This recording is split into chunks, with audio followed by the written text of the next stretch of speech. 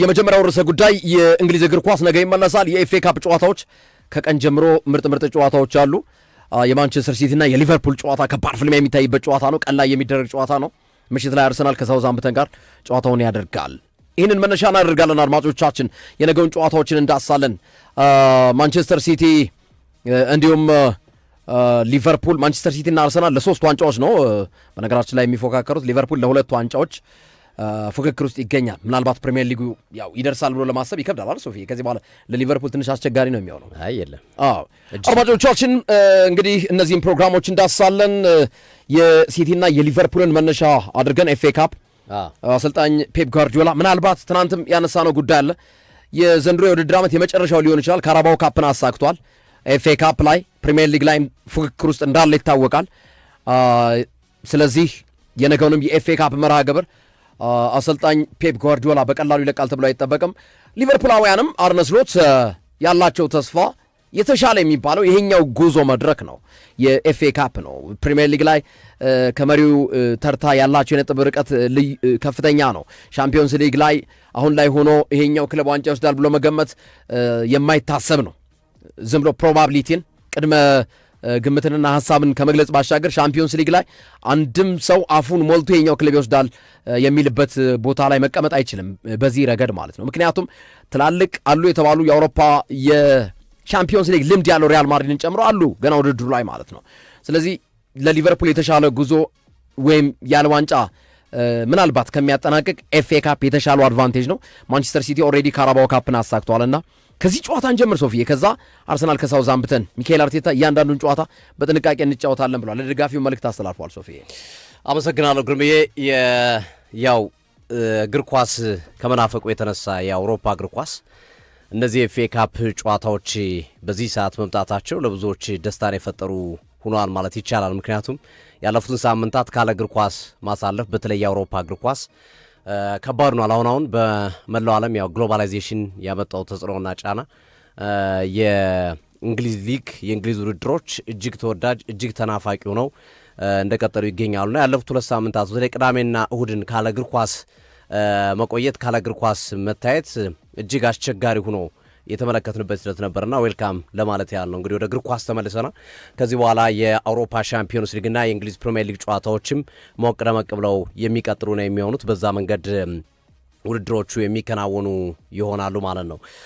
እንግዲህ ከሚደረጉ ጨዋታዎች መካከል ሲቲ ከሊቨርፑል፣ ሳውዛምፕተን ከአርሰናል፣ ቸልሲ ከፖርት ቫሌን ሶስቱንም ጨዋታዎች ለያየተን እንመለከታቸዋለን። ምክንያቱም እያንዳንዱ ክለብ ውስጥ ባለፉት ሁለት ሳምንት የተከናወኑ አነጋጋሪ የሚያወያዩ ሁኔታዎችና ነገሮች ስላሉ እነሱን መሰረት አድርገን ትኩረት እናደርጋለን። ከዛ ባለፈ በኋላ ላይ መጨረሻ ላይ ደግሞ የብሩኖ ፈርናንዴዝን ጉዳይ እናነሳለን። ብሩኖ ፈርናንዴዝ የወሩ ምርጥ ተጫዋች ተብሏል። ለስድስተኛ ጊዜ ነው። ክብረ ወሰን ነው፣ የሮናልዶን ክብረ ወሰን ተጋርቷል። እሱን እናነሳለን። ስለዚህ ሲቲ ከሊቨርፑል ቀዳሚ ጉዳይ ይሆናል ማለት ነው። ማንቸስተር ሲቲ ከሊቨርፑል ነገ ምሳ ሰዓት 8:45 ላይ በነገራችን ላይ የአውሮፓ ሰዓት ወይም የአውሮፓ እግር ኳስ ጨዋታዎች እንደሚታወቀው ጥቅምት ዳር ላይ ይመስለኛል አይደለ? ሰዓቱ ይቀየራል። ህዳር አካባቢ አንድ ሰዓት ይጨምር ነበረ፣ አሁን አንድ ሰዓት ቀንሷል። ስለዚህ ሻምፒዮንስ ሊግም ቀጣይ ሳምንት 4 ሰዓት ነው የሚከናወነው፣ 5 ሰዓት የነበረው ለእኛ ግልግል ነው፣ ለእኛ ረፍት ነው እንዴ ግርምዬ። ሶፊ እንደምታውቀው ነው እንግዲህ እኛ ጋር 7 ሰዓት ፊታችን እየታጠበን ሁላ ነው እኮ 7 ሰዓት ጨዋታው ያልቃል። ከዛ ደግሞ ሰው ለማድረስ ግራ ቀኝ ስትል 8 ሰዓት ምናምን ይሆናል። በአብዛኛው የምንተኛው 9 ሰዓት ነው የማታ ጨዋታ። 9ም ጥሩ ነው እንደውም 10 ሁሉ 10 እና 11 ሰዓት ሁሉ። ከዛ እንቅልፍ እምቢ ይልሃል እንጂ በቃ አንዴ ሙድ ከተዛባ በኋላ ከባድ ይሆናል። የእንቅልፍ ሰዓት የለመርክበት ሰዓት እና በቃ አተኛም። እውነት ነው ለስራ ለእኛ በተለይ እፎይታ ነው 1 ሰዓት መቀነስ። 1 ሰዓት ሲቀንስ አሁን ቢያንስ 7 ሰዓት ቤት ትገባለህ፣ በቃ ትተኛለህ። እንደው 9 ሰዓት እንኳን 2 ሰዓቱን ብታገል ከእንቅልፍ ጋር እንዲመጣ ና አትምጣ ከምንል አሪፍ ነው ለተመልካችም በጊዜ አይቶ የሚተኛበት ተማሪዎችም ልጆችም ካሉ ትምህርት ቤትም ያለባቸው ስራም ያለባቸው ካሉ ብዙም ከመተኛ ሰዓታቸው ባራቀ መንገድ 6 ሰዓት ጨዋታዎች ስለሚያልቁ በጊዜ የሚተኙበት እድል ይኖራልና የምሽት ጨዋታዎች ለኢትዮጵያውያንና አፍሪካ አካባቢ ላሉ ተመልካቾች ያለው ጊዜ መቀነስ ወይም ሰዓት መቀነስ አሁን ይጀምራል ማለት ነው። በዚህ ነው የሚጀምረው። ያው በእርግጥ በቀደም ያስተላለፍናቸው የ3:45 ጨዋታዎች ናቸው። 4:45 ነበር ከዚህ በፊት የሚከናወኑ የብሔራዊ ቡድን ጨዋታዎች ግን በምንወደው ሊግ በምንወደው ውድድር ላይ ግን የሚጀምሩት ነገ ነው ማለት ነው። ለዛ ነው ነገ 8:45 የሚደረገው ጨዋታ በጉጉት የሚጠበቅ ጨዋታ ሆኖ የምንመለከተው።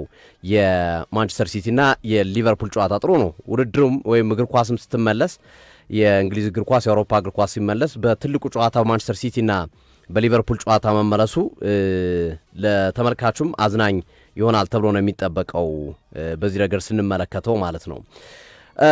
ባለፉት ጊዜያቶች ባለፉት 2 ሳምንታት ምን ተፈጠረ በሲቲ ቤት ውስጥ? በሲቲ ቤት ውስጥ ባለፉት 2 ሳምንታት ከተፈጠሩ ጉዳዮች መካከል በዋነኝነት የሚነሳው የካራባኦ ካፕ ዋንጫ አንስተው የሲቲ ደጋፊዎች ደስታቸውን ያጣጣሙባቸው ወይም ደግሞ ደስታው በጣም ሳይቀዘቅዝ የሚደረግ ጨዋታ ነው። ምክንያቱም ከ2 ሳምንት በፊት ነው እንግዲህ አርሰናልን አሸንፈው ለማሸነፍ ይቸገሩበታል ተብሎ የታሰበውን ጨዋታ አሸንፈው ዋንጫ ማሳካት የቻሉትና አሁንም በሶስትዮሽ ዋንጫ ፉክክር እንዲቆዩ የሆኑት ከዛ አንጻር ሆኖ እየተመለከትነው እንገኛለን።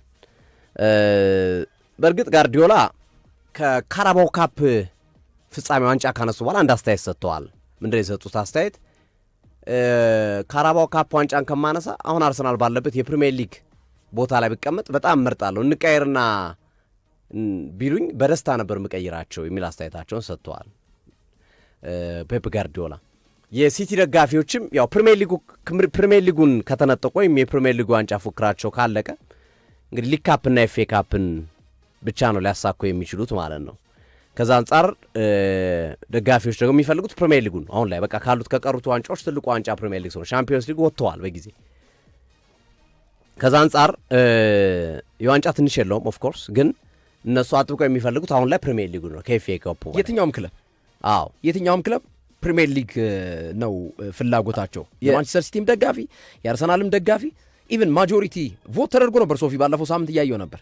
የአርሰናል ደጋፊዎች ጥያቄ ቀርቦላቸው ነበር ከፕሪሚየር ሊጉና ከሻምፒዮንስ ሊጉ ዋንጫ የቱን ትመርጣላችሁ ተብለው በርካታ የአርሰናል ደጋፊዎች ቃለመጠይቅ ተደርጎላቸው ነበር እና ማጆሪቲው የመለሱት መልስ ባንዳፍ ማለት ነው። ያለ ምንም ደግሞ የተጠየቁት 100% እኮ ነው።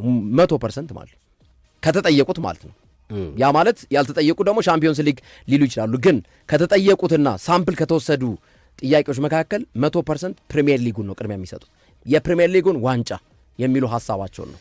አዎ የማያውቁት ሀገር አይናፍቅም መሰለኝ። ልክ ነው። አይ ያው ቻምፒዮንስ ሊጉ የማያውቁት ሀገር አይናፍቅም ነው። ፕሪሚየር ሊጉ ረጅም ዓመት ስለቆዩ ይመስለኛል። አዎ በነገው ጨዋታ ላይ ሜጀር ኢሹ ማንቸስተር ሲቲ ከሊቨርፑል በሚያደርጉት የሩብ ፍጻሜ የታር ስቴዲየም ጨዋታ ላይ ትልቁ አንዱ አነጋጋሪ ጉዳይ ግን እስኪ ቮት ያድርጉ አድማጮች እናንተ የምትደግፉት ክለብ በተለይ የአርሰናል ደጋፊዎችና የማንቸስተር ሲቲ ደጋፊዎች እነዚህ ያው ሌሎቹ ከዋንጫ ርቀዋል ብዬ አስቤ ነው። የትኛውን ዋንጫ ትመርጣላችሁ ከፕሪሚየር ሊግና ከቻምፒዮንስ ሊግ? በተለይ የአርሰናል ደጋፊዎች ሞር ለአርሰናል ደጋፊዎች መጠየቁ ይሁን ጥያቄው የአርሰናል ደጋፊዎችን ቢያካልል ነው። በቃ የአርሰናል ደጋፊዎች ቮት አድርጉ ኮሜንት መስጫው ላይ። አርሰናል በዘንድሮ የውድድር ዓመት የትኛውን ዋንጫ ይውሰድ ቢባል እንደ ደጋፊ የትኛውን ትመርጣላችሁ? እስኪ የኢትዮጵያ ደጋፊዎችን ሳምፕል እንውሰድና ቮት እስኪ እንመልከተው። የውጮቹ 100% ፕሪሚየር ሊግ ብለዋል። የሀገር ውስጦቹስ የአርሰናል ደጋፊዎች የትኛውን ትመርጣላችሁ? አርሰናል የቱን ቢወስድ ትመርጣላችሁ? ሳምፕሉን መጨረሻ ላይ ከውይይታችን መጨረሻ በኋላ ቮቱን ወይም አጠቃላይ ፐርሰንቴጁን እንናገራለን ማለት ነው። ሶፊ በጣም አሪፍ። እሺ ግርምዬ፣ ስለዚህ የነገው ጨዋታ አንዱ መነጋገሪያ ጉዳይ ፔፕ ጋርዲዮላ ነገ ቡድናቸውን መምራት አይችሉም በአሰልጣኝነት። ግርምዬ እንደምታስታውሰው ከካራባኦ ካፕ የፍጻሜ ጨዋታ በፊትም ዌስትሃም ጋር በነበረው ጨዋታ ላይ ቡድኑን በቴክኒክ ኤሪያ ሆኖ ሲመሩ የነበሩት ፔፕ ሌንደርስ ነበሩ። ስለዚህ አንዱ ትልቁ ኢሹ ትልቁ መነጋገሪያ ጋርዲዮላ በነገው ጨዋታ ላይ ኢታር ላይም ቢሆንም በቴክኒካል ኤሪያ ሆኖ ቡድናቸውን አይመሩም። በቪአይፒ ወይም ከተመልካች ጋር ሆኖ ጨዋታውን የመመልከት እድል ነው የሚኖራቸው። ይሄ በምን መንገድ ሊቨርፑል ይጠቅማል አብረን እናየዋለን። ምክንያቱም ራሳቸው እዛው ኦን ዘ ፊልድ ነው የሚወስኑት ውሳኔና በስልክ በመደዋወልና መሰል ነገሮች የሚደረጉ ውሳኔዎች ይኖራሉ። ሁለተኛ አንዳንድ አሰልጣኞች ምክትል አሰልጣኞቻቸው እንዲህ አይነት ሁኔታ ላይ ነጻነት ይሰጣሉ። በቃ ራስ እንደፈለክ አድርገው፣ እኔ ተመልካች ነኝ ዛሬ አንተ እንደፈለክ አድርገው ብሎ አንዳንድ ያልፎ አልፎ ነው አድቫይዝ የሚሰጡት በጣም ሲሪየስ የሆኑ ስህተቶችን ሲያዩ እንጂ በየደቂቃው በየሴኮንዱ ያንን ለማድረግ በጣም አስቸጋሪ ነው። ኮንሰንትሬት ለማድረግም አስቸጋሪ ስለሚሆን ማለት ነገ ጋርዲዮላ በሲቲ እና የሊቨርፑል ጨዋታ ላይ አይኖሩም ምክንያቱም 6 ቢጫ ካርድ ተከታታይ ማየታቸውን ተከትሎ 2 ጨዋታ መቀጣታቸው ይታወሳል። 2 ጨዋታ ተቀጥተዋል በአመት በ6 ቢጫ ካርድ መመልከታቸው። በነገው ጨዋታ አንዱ ይሄ አነጋጋሪ ጉዳይ ነው። የጋርዲዮላ አለመኖር ሲቲን ይጎዳ ይሆን? እንደ ዌስትሃሙ ጨዋታቻ እንደወጣበት ወይስ ምን አይነት ሁኔታ ሊፈጠር ይችላል የሚለውን ነገር ብዙዎች በጉጉት እንዲጠብቁት የሚያደርግ ጉዳይ ነው የሚሆነው። ሲቲ መርጦ እኮ ነው ሶፊ ታውቃለህ። የአርሰናል ጨዋታ ነበር የሚያልፈው፣ የዋንጫው ጨዋታ ካራባኦ ካፕ ዌምብሊ ላይ ያልፈው ነበር። ግን ህጉ መስተካከል አለበት ብዬ አምናለሁ። ምክንያቱም አሁን አንድ ተጫዋች መምረጥ አይችልም። ተጫዋች ለምሳሌ ቀጣይ ፕሪሚየር ሊግ ጨዋታ ስለሆነ ይኑርልኝ ቀይ ካርድ አይቶ ቢወጣ አይ እዚህኛው ላይ ልጫወት አይልም። ለምን ለአሰልጣኝ እንደዚህ አይነት ፕሪቪሌጅ ተሰጠ የሚለው ጥያቄ ያስነሳ። ምናልባት የዋንጫውን ግምት ውስጥ አስገብቶ ይመስለኛል እኔ። ግን እንጂ ጥፋት ካጠፋ ጥፋት ነው፣ መቀጣት ካለብህ መቀጣት ነው ያለብህ። ጋርዲዮላ 2 ጨዋታ ነው የተቀጣው። ስለዚህ ምን አለ፣ የአርሰናሉን ጨዋታ ልሰለፍ አለ። ቀጣዩ ጨዋታ ያመልጠዋል፣ ሊቨርፑልና ቼልሲ ያመልጠዋል ማለት ነው። ሊቨርፑል ያሁኑ የነገው ሳምንት የቼልሲ ጨዋታ ማለት ነው። ኦልሬዲ የዌስትሃሙ ጨዋታ አምልጦታል። የዌስትሃሙ አምልጦታል። ኦኬ። ግን አንድ መረጃ ቼልሲ የሚል አይቼ ስለነበር ስህተት ነው። ከዚህ በፊት ያለፈው ሳምንት የፕሪሚየር ሊግ የመጨረሻቸው የወጣበት ጨዋታ ላይ አምልጦታል። ኦኬ። አልነበረም፣ ፔፕ ላይ እንደርስ ነበር የነበረው፣ እየተመለከተው ነበር። ሁለት ጨዋታ ነው፣ የነገው ጨዋታ ነው የሚያመልጠው። የነገው ጨዋታ ነው የሚያመልጠው። የዌምብሊውን ዘለለና የነገውን ጨዋታ አስታውሳለሁ። ምክትሉ ሲመራው በጣም ቀጥታ እየደወሉ ጋርዲዮላ ጥቁር አይፎን 17 እኛ እያስተላለፍ ነው ከነ ምልክቱ። ልክ ነው ሶፊ፣ ልክ ነው። ለዛ ነው በዛ መንገድ ነው። ስለዚህ የጋርዲዮላ አለመኖር ቡድኑን ይጎዳል ወይ? በትልቁ በነገው ጨዋታ ላይ ከሚጠበቁ ነገሮች መካከል የሚነሱ ናቸው። ሌላው ሲቲ በተከታታይ በእርግጥ የአንድ ሳምንት ረፍት እያደረገ ነው የሚመጣው። ሊቨርፑልን ያገኛል፣ ቀጣይ ሳምንት ቼልሲን ያገኛል፣ ከዛ አርሰናል ነው የሚያገኘው። በሶስቱ ተከታታይ ጨዋታ ከባድ ሚዛን ጨዋታዎች ነው የሚያከናውነው። ሲቲን፣ ቼልሲን፣ ከዛ አርሰናል ደግሞ ሳውዛምፕተንን ይገጥማል፣ በመሃል ስፖርቲንግ ሊዝበንን ደርሶ መልስ ይገጥማል፣ በርማውዝ አለው፣ ከዛ ሲቲን ነው የሚያገኘው። የአርሰናል የፊክስቸር ቁጥሮች መብዛት እንጂ የአርሰናል የፊክስቸር ወይም የመርሃ ግብር ቁጥሮች መብዛት እንጂ አርሰናል በጨዋታ በግጥሚያ ደረጃ የሲቲ ግጥሚያ በጣም ከበድ ያለና አስቸጋሪ ግጥሚያዎች ነው እንመለከታቸዋል። ምናልባት እንግዲህ ጋርዲዮላ ሳምንት ረፍት እያደረጉ ስለሚጫወቱ የሻምፒዮንስ ሊግ ጨዋታዎች በየመሃሉ ስለሌለባቸው እሱ ሊጠቅማቸው ይችላል ወይ? አብረን የምንመለከተው ጉዳይ ነው የሚሆነው።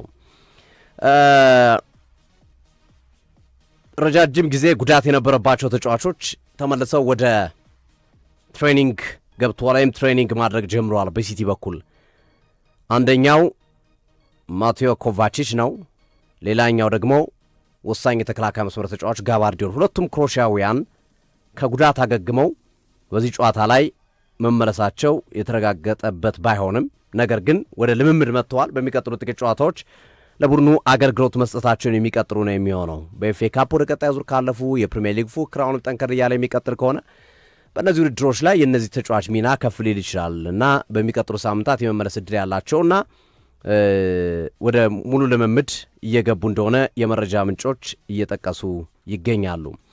ከሲቲ ጋር ተያይዞ ሌላው በትልቁ የሚነሳው ጉዳይ የጋርዲዮላ ቆይታ ነው። ጋርዲዮላ በሲቲ ቤት ውስጥ ቆይታቸው ምን ይመስላል፣ ምን ሊሆን ይችላል የሚለው ጉዳይ አሁንም አለየለትም። የካራባኦ ካፕ የፍጻሜው ጨዋታ በኋላ ይህንን ውሳኔ ያስተላልፋሉ የሚል እምነት ነበረ። ወይ ለቃለሁ ብለው ያስታውቃሉ ወይ አለቅም ይላሉ የሚሉ ሐሳቦች ደጋግመው ሲነሱ ነበረ። ነገር ግን ይሄ ነገር ስቲል እስካሁን ድረስ ግልጽ የሆነ ነገር ያሳወቁት ነገር የለም። ሲቲዎች አመራሮቹ ያው ስራቸውን እየሰሩ ነው። አሰልጣኝ ለማምጣት ኢንዞ ማሬስካን እያናገሩ ነው። ኢቨን ቪንሰንት ኮምፓኒን ከባየር ሙኒክ እየሞከሩ ነው። ግን ሞር ኢንዞ ማሬስካን ፈላጊ ሆነው እየተመለከትናቸው ነው የምንገኘውና እያናገሩት ነው። ኢንዞ ማሬስካን በደንብ በስርዓት እያናገሩት ነው። ግን የጋርዲዮላን ውሳኔ እየጠበቁ ነው። ጋርዲዮላ ምንም ነገር አልነገራቸውም። እንዲሁም አንዳንዶች መረጃዎች እንደሚያሳዩ ከሆነ ጋርዲዮላ ይህንን ውሳኔ ለመወሰን ይህንን የብሔራዊ ቡድን ጨዋታዎች ረፍትን ለመጠቀም ፈልገዋል። ግራ ተጋብተዋል። ራሳቸውም ልልቀቅ አልልቀቅ፣ ልቆይ አልቆይ የሚለው ነገር ለራሳቸውም ለፔፕ ጋርዲዮላ ግልጽ አልሆነላቸውም። ግልጽ ስዕል አልሰጣቸውም። 1 ዓመት ኮንትራት አላችሁ እስከ 2027 ግን ቤት እንዴት አድርጌ ላድርገው? በቃ ይሄ ለውሳኔ ግራ የምትጋባበት መንታ መንገድ ላይ የምትቆምበት ሂደት ነው ያለው። ከካራባኦ ካፕ ፍጻሜ በኋላ አሳውቃለሁ አሉ። እንደገና የብሔራዊ ቡድን ጨዋታዎች ከተካሄዱ በኋላ ሊያሳውቁ ይችላሉ ተባለ። ስቲል ያሳወቁት ነገር የለም። ስቲል አሁንም ግን ከብሔራዊ ቡድን ጨዋታዎች በኋላ የማሳወቅ ዕድል ይኖራቸዋል ተብሎ ይጠበቃል። ግን አሁንም ምንም የተገለጸ ነገር የለም። በነገራችን ላይ ይሄ ለመገናኛ ብዙሃንና ለዓለም ሕዝብ ብቻ ሳይሆን ለሲቲ አመራሮችም አልተነገራቸውም፣ አያውቁትም። ጋርዲዮላ ይቆዩ አይቆዩ በቃ ጠብቁኝ ነው የጋርዲዮላ መልስ። ጠብቁኝ ነው በእያንዳንዱ እንቅስቃሴ ላይ። ሲቲዎች ቢቆዩም ደስ ይላቸዋል፣ ቢወጡም አማራጭ ይዘዋል። ቢቆዩ ይመርጣሉ፣ ምክንያቱም ጋርዲዮላ ካለው ዋንጫ አለ። ቢወጡም ደግሞ ኤንዞ ማሬስካን ለመተካት እየተዘጋጁ ነው ያለው። የቡድኑን አጠቃላይ ስትራክቸር ለመቀየር ዝግጅታቸውን እያከናወኑ ነው ያሉት። ግን ጋርዲዮላ እስካሁን እቆያለሁ አልቆይም የሚለውን ጉዳይ አለመወሰናቸው አነጋገር ነው። ሞስት ፕሮባብሊ የመልቀቅ ዕድላቸው ግን ሰፊ ይመስላል። በዚህ ዓመት የመልቀቅ ዕድላቸው ሰፊ ይመስላል። በተለይ በዋንጫ የውድድር ዓመቱን ካጠናቀቁ መዝጊያቸውን ጨርሰው በዚሁ ሊወጡ ይችላሉ። አለበለዚያ እንደ ሰር አሌክስ ቻፕማን ፈርጉሰን ዋንጫ ሳልወስድማ አልወጣም ብለው ቀጣዩን ዓመት ሊጨምሩ ይችላሉ የሚሉ ሀሳቦች አሉ። የለም ይላሉ። ሌሎቹ ደግሞ ሰልችቷቸዋል። እንዲሁም ዋንጫ ካልወሰዱ በቃኝ ሊሉ ይችላሉ። በቃ ከዚህ በላይ ቡድን ማራመድ አልችልም ብለው ተስፋ የመቁረጥ አዝማሚያ ሊኖራቸው ይችላል። ዋንጫ ባለማንሳታቸው እንዲሁም ገፊ ምክንያት ሊሆን ይችላል፣ እንዲወጡ ሊያደርግ ይችላል። ስለዚህ በሁለቱም አቅጣጫዎች ስንመለከት ጋርዲዮላ ምን አይነት ውሳኔ ወስናል የሚለው ጉዳይ አጓጊ ሆኖ የቀጠለበትን ሂደት እንመለከታለን እና እስከ ውድድር ዓመቱ መጨረሻ ድረስ በማለት የሚፈጠር ነገር ከሌለ በስተቀር ጋርዲዮላ ይቆያል አይቆይም የሚለው ጉዳይ አነጋጋሪ ሆኖም መቀጠሉ የማይቀር ጉዳይ ሆኖ እንመለከተዋለን።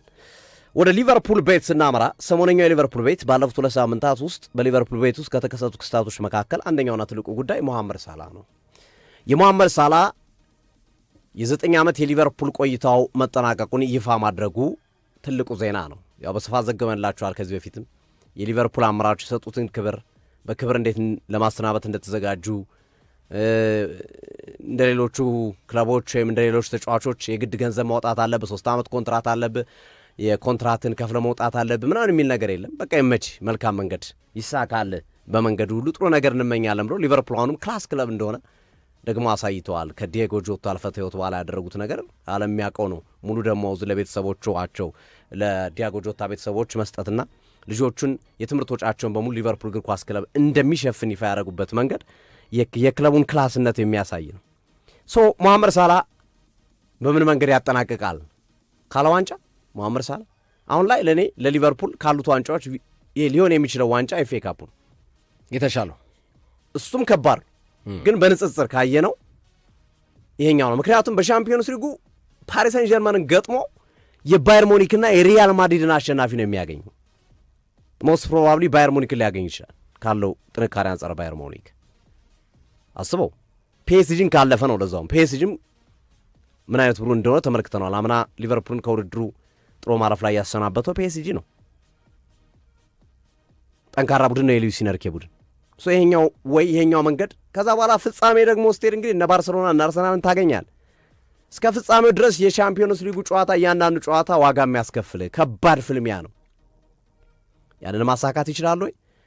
ሊቨርፑል እያሳየ ካለው አቋም አንጻር ይከብዳል። ግን አንዳንዴ ክስተት ይከሰታል፣ ክስተቶች ይኖራሉ። አንዳንዴ ለምሳሌ ቼልሲ በዲማቲዮ ምክትል አሰልጣኝነት አብርሃም ግራንትን ካሰናበተ በኋላ 2013 ሻምፒዮንስ ሊጉ ዋንጫን ባየር ሙኒክን አሸንፎ ሲወስድ ማንም ያልጠበቀው ነው። የነ ሮበንን የነ ሪቤሪን ቡድን የነ ሊቫንዶስኪን ቡድን እንደዛ አድርጎ ዋንጫ ሲወስድ በጣም ቼልሲ እየተተቸ የነበረበት የውድድር ዓመት ነው። በውጤት ማጣት ቀውስ ውስጥ ነው የነበረው፣ ግን ያንን አድርጓል። ሻምፒዮንስ ሊግ አንዳንዴ እንዲህ አይነት ክስተቶች ይከሰታሉ። ያ ብቻ ነው የሊቨርፑላውያን ተስፋ ሊሆን ይችላል የሚለው ተስፋ ያለመቁረጥ ምንም ነገር ሊደረግ ይችላል የሚለው ሀሳብ ካልሆነ በስተቀረ ሪል መንገዱ ግን ሪል ስትራግሉና ትግሉ ግን ከባድ ነው። ኤፍ ኤ ካፑ በንጽጽሩ እንግዲህ ሲቲን ከጣሉ ከዚህ በኋላ የሚቀረው ከባዱ ተቀናቃኝ አርሰናል ነው እና ቼልሲ በንጽጽር ካላቸው አሁን ከሊቨርፑል ሊበልጥ የሚችለው አርሰናል ነው ብዬ ነው። ቼልሲ ከሊቨርፑል በታች ነው አሁን ያለው እንቅስቃሴ አቋሙ ከሊቨርፑል የተሻለ አቋም ላይ ያለው አርሰናል ነው። አርሰናል ነው የሚቀረው። ከዛ አንጻር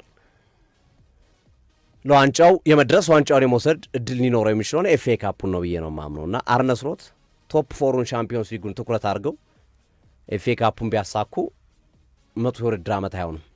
የመቀጠል እድላቸው ሰፊ ሊሆን ይችላል ብዬ አስባለሁ።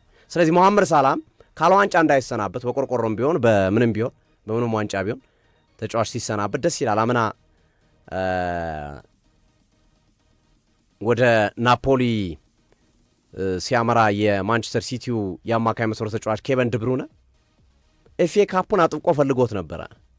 ፕሪሚየር ሊጉን ነበረ በፕሪሚየር ሊጉ ዋንጫ ነበረ መሸኘት የፈለገው አልሆነም።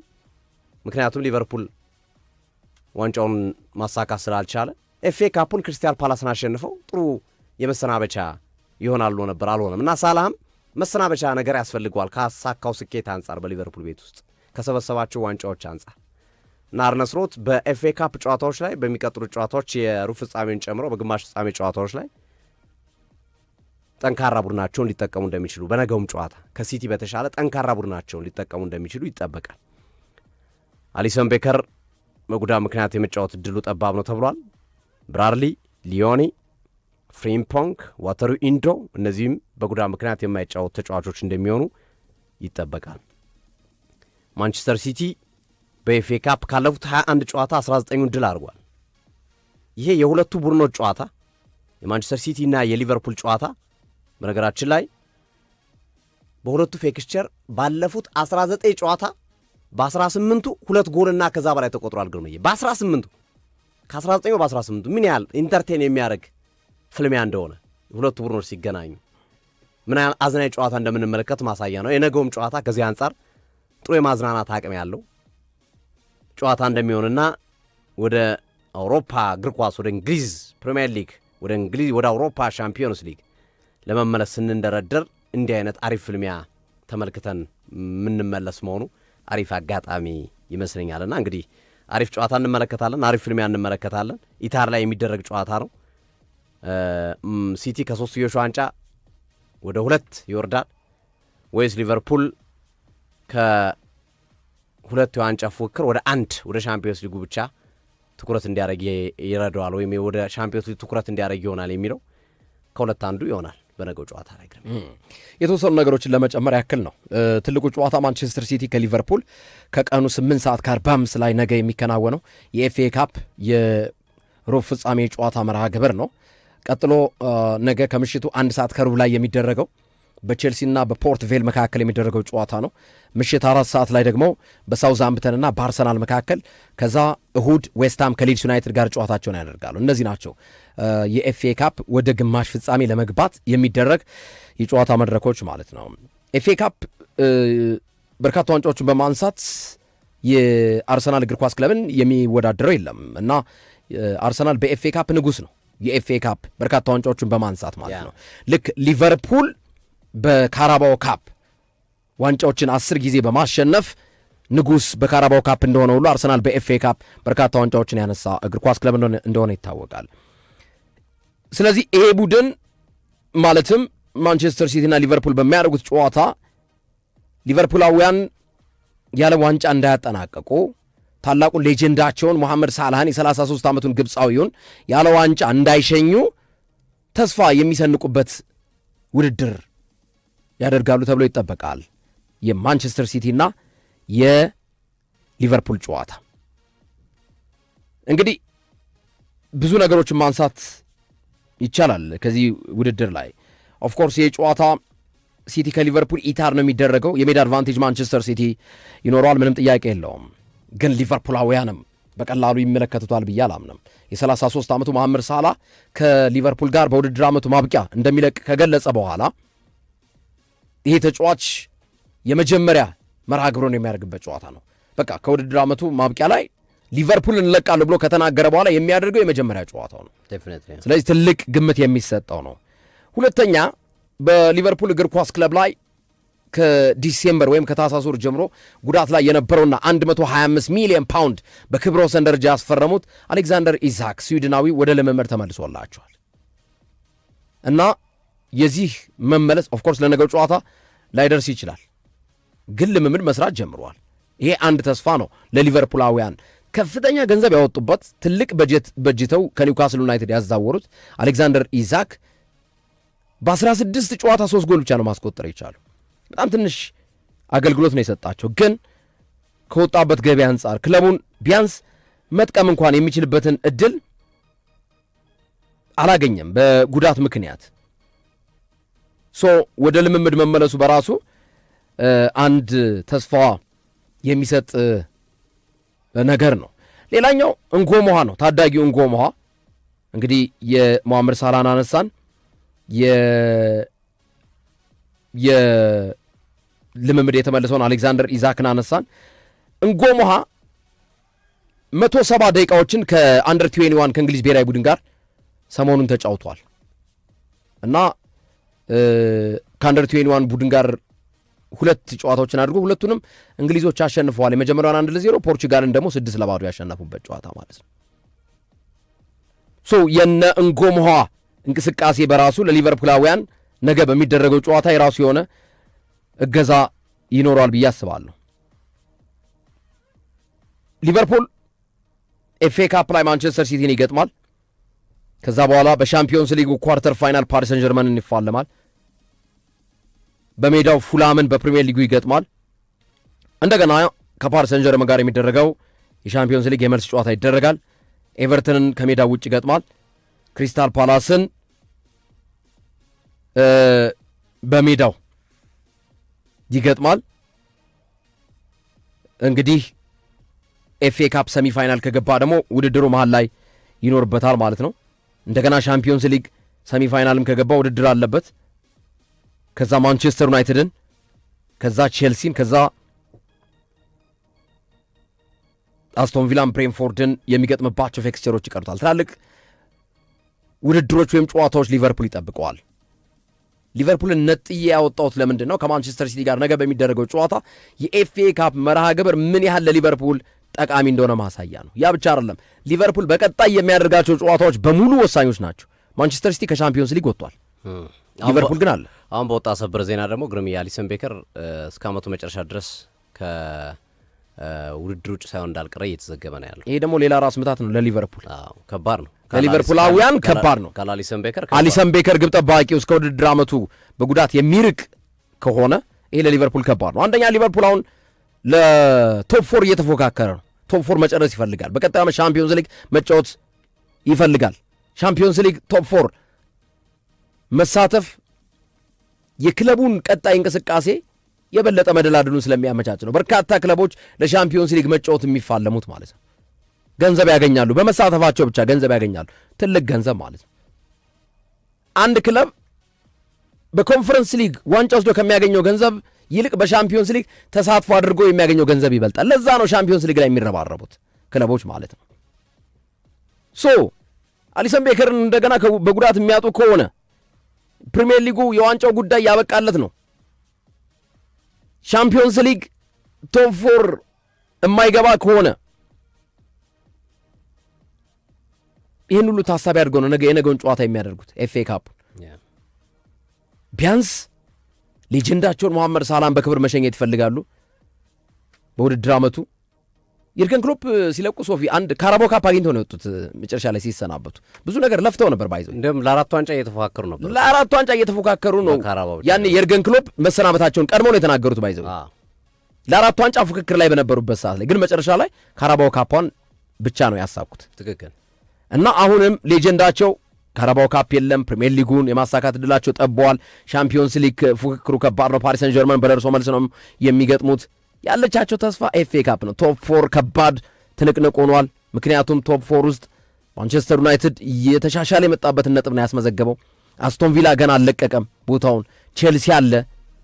ስለዚህ ሊቨርፑሎች ሻምፒዮንስ ሊግ ቦታ ለማስከበር የሚደረግ ጨዋታም አለባቸው። ይሄ ሁሉ ባለበት ሁኔታ ይሄ እንኳን ባይሳካ የሻምፒዮንስ ሊጉን ባይሳካ የፕሪሚየር ሊጉ ጉዳይ እንኳን ኦልሞስት እያለቀ ነው። ሻምፒዮንስ ሊግ ባይሳካላቸው ብቸኛ ተስፋ ይቺ ኤፍኤ ካፕ ነው። እችን ፕሪዲክት እያደረጉ እየተነበዩ ቅድመ ግምት ወስደው የሚያደርጉት ጨዋታ ስለሆነ ነገ ሊቨርፑል ቀላል ተጋጣሚ እንደማይሆን አስባለሁ። ከነዚህ ምክንያቶች ተንደርድሬ ማለት ነው።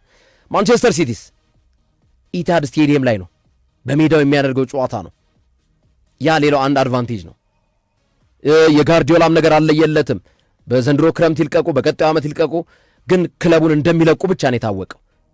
ሞስት ፕሮባብሊ ከሁለቱ ዓመታት እንደማይዘል ግን ታውቋል። ወይ በዚህ በያዝነው ክረምት ሲያበቃ ይለቃሉ፣ አሊያም ደግሞ አንድ ዓመት ጨምረው በዛኛው ዓመት ከሁለቱ አንዱ መልቀቃቸው አይቀርም። ተናግረዋል፣ እሳቸውም በቅቶኛል ብለዋል። የፈረሙትም ውል 2 ዓመት ውል ነበር፣ ሲያራዝሙ እንኳን ውላቸውም ማለት ነው። ሶ እንደዛ ከሆነ ጋርዲዮላንም ሌላ ዋንጫ አጎናጽፈው 21ኛ ዋንጫቸው ይሆናል ከተሳካላቸው ኤፍኤ ካፕ፣ በአጠቃላይ 41ኛ ዋንጫቸው ይሆንላቸዋል።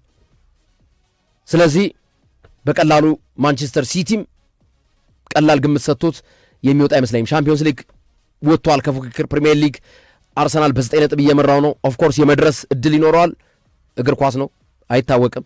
ግን ኤፍኤ ካፕ ካራባው ካፑን አሳክቷል። ኤፍኤ ካፑን መድገም ይፈልጋሉ እና የነገው ጨዋታ ከባድ ሚዛን ጨዋታ እንደሆነ ከነዚህ ከሁለት ሚዛኖች አስቀምጠን መረዳት እንችላለን። ግን ከሁለቱ ለማንኛው የተሻለ ኤፍኤ ካፑን ዋንጫ ለማግኘት ያግዟል የነገው ጨዋታ ብለን ብናስቀምጠው ለሊቨርፑል የሚለው ሚዛኑን ይደፋል። ሶፊ ያስፈልገዋል ለሊቨርፑል ምንም ጥያቄ የለው። ቢያንስ ሲቲ ካራባው ካፑን ራቡን አስታክሷል። በካራባው ካፕ ሊቨርፑል እንደራበው ነው።